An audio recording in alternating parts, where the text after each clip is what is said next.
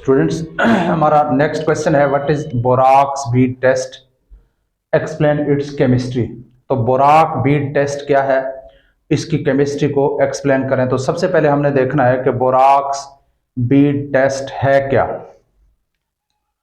तो borax bead test जो है ये एक केमिकल टेस्ट है, अमूमन लैब में यूज किया जाता है। आपको एक सैंपल दिया जाता है, एक नमूना दिया जाता है और आपको कहा जाता है कि इसके अंदर जो रेडिकल्स हैं उनकी पहचान करें, उनको आइडेंटिफाई करें। तो आपने एक टेस्ट करना है, उन टेस्ट में से एक बोराक्स बीट टेस्ट भी है। और बोराक बीट टेस्ट हमेशा कलर्ड रेडिकल्स की पहचान करता है। जब आपके रेडिकल्स कलरफुल होंगे तो बोराक्स बीट टेस्ट के जरिए से उनकी पहचान करना आसान है, क्योंकि मुख्तलिफ कलर्स के जो है कलर्स के रेडिकल्स बनते हैं, मुख्तलिफ रेडिकल्स के मुख्तलिफ स्पेसिफिक कलर्स होते हैं, उनको फिर आसानी के साथ उनकी पहचान की जा सकती है। लेकिन आप क्या करेंगे, अपने मोबाइल के स्क्रीन को ज़रा फुल स्क्रीन करें ताकि ये, क्योंकि मैंने बहुत छोटे अल्फाज लिखे हुए स्पेस के प्रॉब्लम की वजह से, ताकि आपको ये नजर आए। तो सबसे पहले कि बोराक्स बीट टेस्ट है क्या, हम ये देखेंगे। Borax bead test is a chemical test to detect coloured radicals. Coloured radicals को जैसे कॉपर है, आयरन आयन है, मैंगनीज है, कोबाल्ट है, क्रोमियम है, निकल है, तो इस तरह के कलर रेडिकल को आइडेंटिफाई करने के लिए बोराक्स बीट टेस्ट को यूज किया जाता है। पहली बात तो ये है। अब आपको सिंपल दी गई है, आप किस तरह से कैसे उसको टेस्ट करेंगे, तो आपके पास एक पूरा प्रोसीजर होता है, तरीकाकार होता है। आपने करना क्या है, सबसे पहले आपने प्लाटिनम का एक वायर लेना है। किस चीज का? प्लाटिनम का एक वायर लेना है, पीटी वायर, प्लाटिनम का वायर। और फिर आपने फर्ज करें ये वायर ले लिया और इसके एक सिरे पे इस तरह से एक लूप बनाएंगे, हल्का सा लूप बनाएंगे। लूप बनाने के बाद आपने इसके ऊपर थोड़ा सा बोराक्स उठाना है, इसके ऊपर लगा देना है। अब आपने इसके ऊपर बोराक्स लगा दिया। अब बोराक्स लगाने के बाद इसको हीट करेंगे, इसी बोराक्स को हीट करेंगे। जब आप इसको हीट करेंगे तो एक ग्लास लाइक जो है बीड बन जाएगा, इसके ऊपर क्या बन जाएगा? ग्लास लाइक क्लियर बीड बन जाएगा, शफाफ किस्म का एक बीड बन जाता है, जैसे बरोजा है इस तरह का एक बीड इसके ऊपर इस तरह से बन जाता है।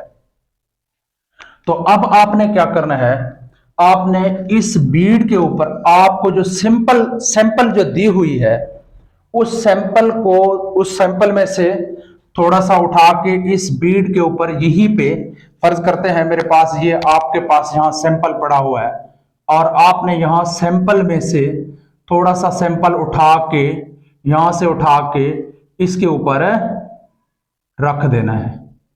ठीक है, अब आपने ये रख दिया। अब क्या करना है, इसको दोबारा हीट करेंगे। किस चीज के ऊपर? फ्लेम के ऊपर, शोले के ऊपर। तो शोले के ऊपर जब इसको हीट करेंगे तो ये बीड के साथ रिएक्ट करेगा, आपका जो भी सैंपल है बीड के साथ रिएक्ट करेगा और एक मखसूस किस्म का कलर बनाएगा। अब उस मखसूस किस्म के कलर से आपको आसानी होती है कि आप इस सैंपल की पहचान कर सकते हो कि इस सैंपल के अंदर आपका जो कलर्ड रेडिकल है वो कौन सा है। यानी वो रेडिकल आपका कॉपर भी हो सकता है, आयरन भी हो सकता है, कोबाल्ट, क्रोमियम, निकल वगैरह कुछ भी हो सकता है। अब देखते हैं कि इसका प्रोसीजर क्या है, रीड करते हैं। प्रोसीजर बता दिया आप किस तरह से। Number 1, took a cleaned platinum wire and make a loop on it's one and. आपने एक प्लैटिनम वायर ले लिया और इसके एक एंड के ऊपर इस तरह से एक लूप बना दिया। और उसके बाद क्या किया, take a little borax in this wire. उसके बाद इसके ऊपर आपने पहले बोराक्स रख देना है, थोड़ा सा बोराक्स, यानी Na2B4O7 आपके पास होता है, वो रख देना है। और फिर क्या करना है, take a little borax in this wire and heat it, और उसको गर्म करना है। उसके बाद क्या होगा, a colourless glassy bead is produce. इसके नतीजे में एक कलरलेस ग्लासी बीड जो है वो पैदा हो जाएगा। That is called borax Beed. अब इसको क्या कहेंगे, उस बीड को बोराक्स बीड कहा जाता है क्योंकि वो बोराक्स से बना हुआ है। उसके बाद नेक्स्ट क्या है, take some amount of sample. अब आपने थोड़ा सा सैंपल उसी के ऊपर रख देना है on this bead and take it once to oxidising and then reducing flame. पहले उसको दो फ्लेम्स के ऊपर लेके जाएंगे, पहले ऑक्सीडाइजिंग फ्लेम के ऊपर फिर रिड्यूसिंग फ्लेम के ऊपर। तो जब आप फ्लेम के ऊपर लेके जाएंगे तो आपको यहाँ पे मुख्तलिफ कलर्स जो है वो सैंपल का कोई स्पेसिफिक कलर दिखेगा। Specific colour of radical appears on Beed, इसी बीड के ऊपर रेडिकल का एक मखसूस कलर आपको दिखेगा। This colour helps to identify the given radical, तो गिवन रेडिकल को आइडेंटिफाई करने में आपको हेल्प मिलेगा। अब नेक्स्ट है कि इसका केमिस्ट्री क्या है, मतलब इसके अंदर कौन कौन से केमिकल चेंजेस होते हैं जब आप बोराक्स बीड टेस्ट कर रहे होते हो। नंबर 1, तो सबसे पहले तो आपने क्या किया, सबसे पहला स्टेप आपने ये किया था कि आपने बोराक्स को उठा के उसको हीट किया था। जब आप बोराक्स को हीट करते हैं तो बोराक्स जो है वो डिकम्पोज हो जाता है। किस चीज में, इसमें देखें, on heating borax decomposes to form sodium metaborate. ये क्या है आपका, सोडियम मेटाबोरेट है। एक तो टूट गया सोडियम मेटाबोरेट में और दूसरा बोरिक एनहाइड्राइड में। किस चीज में, बोरिक एनहाइड्राइड। दो चीजें बन गई। एक बन गया जब आपने जो है बोराक्स को आपने हीट किया तो ये टूट गया किस चीज में, हीट। अब हमने इसको हीट किया तो ये टूट गया सोडियम मेटाबोरेट और boric anhydride. Boric anhydride means के बोरिक एसिड में से हमने वाटर का एक मॉलिक्यूल निकाला हुआ है। रिमूवल, वाटर के रिमूव होने के बाद जो बनता है उसे हम एनहाइड्राइड कहते हैं। अच्छा जी, फिर आपने क्या किया, ये चीज बन गई। अब आपने दोबारा क्या किया, आप जो आपके पास जो साल्ट दिया हुआ था सैंपल, उसको भी तो आपने हीट किया। जब आप उस सैंपल को हीट करेंगे तो वो सैंपल अपने ऑक्साइड में चेंज हो जाएगा। जैसे अगर आपके पास कैल्शियम का सैंपल था या जैसे आपके पास आयरन का सैंपल था तो ये वो आयरन से आयरन ऑक्साइड में चेंज हुआ।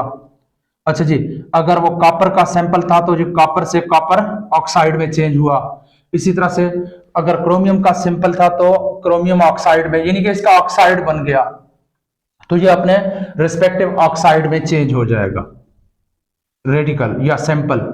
फिर उसके ऑक्साइड उसका क्या करेगा, अब दोबारा आप हीट करेंगे तो इसका ऑक्साइड जो है वो बोरिक एनहाइड्राइड यानी इसके साथ रिएक्ट करेगा और एक मखसूस किस्म का इसी मेटल का एक मेटाबोरेट बनाएगा उसी मेटल का जिसके आपके पास सैंपल है। अब क्या हुआ, on heating given salt metallic oxide is produced.